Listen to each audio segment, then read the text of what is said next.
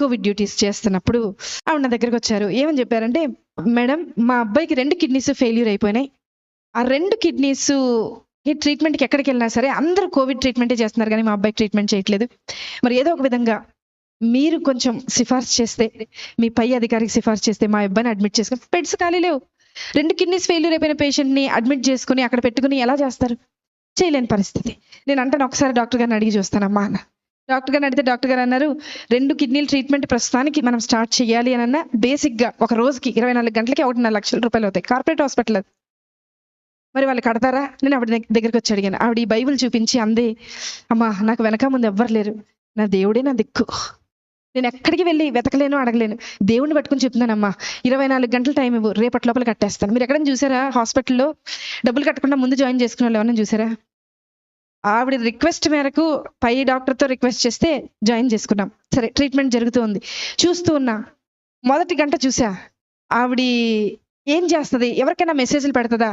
ఎవరికన్నా వాట్సాప్‌లో మెసేజ్ పెట్టి డబ్బులు ఏమన్నా డొనేషన్ లాగా గ్యాదర్ చేస్తదేమో. మధ్యాహ్నం 11:30కు ఆ సమయంలో అడ్మిట్ చేశాం. 12:30 అవ్వింది. అందరిని అడిగా. ఆవిడ ఉన్నారు కదా, ఆవిడ ఏం తిన్నారో ఒకసారి అడుగుతారంటే మా నర్సులందరూ అన్నారు, మేడం ఆవిడ మోకరించింది, ప్రార్థన చేస్తుంది. అసలు మేము వెళ్తున్నా పక్కకి తప్పుకోవట్లేదు మేడం, మేము అలాగే ట్రీట్మెంట్ చేసి వచ్చేస్తున్నాం అన్నారు. సరే ఆవిడని డిస్టర్బ్ చేయొద్దు. మధ్యాహ్నం 1:30 అయింది. చూశాను ప్రార్థన చేస్తుంది. సాయంత్రం 4:30 అయింది. చూశాను ప్రార్థన చేస్తుంది. రాత్రి 6:30 అయింది. చూశాను ప్రార్థన చేస్తుంది. రాత్రి 9:30 అయింది. చూశాను ప్రార్థన చేస్తుంది. రాత్రి 11:30 అయింది. అంటే ఆవిడ మోకరించి 12 గంటలు అవుతుంది. ప్రార్థన చేస్తుంది. 1:30 రాత్రి 1:30 అర్ధరాత్రి ప్రార్థన. ప్రొద్దున 4 నెక్స్ట్ డే స్టార్ట్ అయిపోతుంది. రౌండ్స్ స్టార్ట్ అయిపోతాయి, సెక్షన్ స్టార్ట్ అయిపోతుంది, అన్ని స్టార్ట్ అయిపోతాయి, ట్రీట్మెంట్ స్టార్ట్. మాకు స్టార్ట్ అయిపోయింది కానీ ఆవిడకి మాత్రం ప్రార్థన ఎండవల. 7:30 ప్రార్థన. మరుసటి రోజు 8:30 ప్రార్థన. 9కి బిల్ వచ్చేస్తుంది జనరేట్ అయ్యి. ఆ రోజుకి డే స్టార్ట్ అవ్వాల్సిన బిల్ వచ్చేస్తుంది. బిల్ వచ్చింది. అందరు పేషెంట్స్ రౌండ్స్ అయిపోయినాయి. ఈవిడ దగ్గరికి వెళ్ళాలి. నా పైన ఉన్న డాక్టర్ అడిగారు, అమ్మా ఆవిడ బిల్ కట్టారా అని అడిగారు. నేను చెప్పబోతున్నా, నాకు భయం వేస్తుంది. ఎందుకో తెలుసా?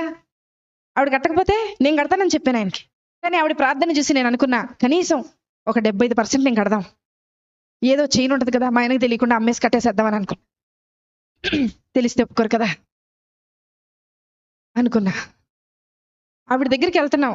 స్థలం లేక స్టెప్స్ కింద పెట్టారు. ఒక స్ట్రక్చర్ వేసి అబ్బాయికి ట్రీట్మెంట్ చేస్తుంది. అక్కడికి వెళ్ళేలోపు అడుగు అక్కడికి పెట్టేలోపు డాక్టర్ గారు అన్నారు, నా పక్కన డాక్టర్ గారు అన్నారు, మేడం హాస్పిటల్ అని అన్నారు. చెప్పండి సార్, ఏదో మీరు చెప్తున్నారు అంటే ఇంకా కొంచెం టైం దొరుకుద్దేమో, ఏదైనా ఆన్సర్ ఆలోచించి ఆయనకు చెప్దాం. ఎందుకంటే ఆవిడ ఇంకా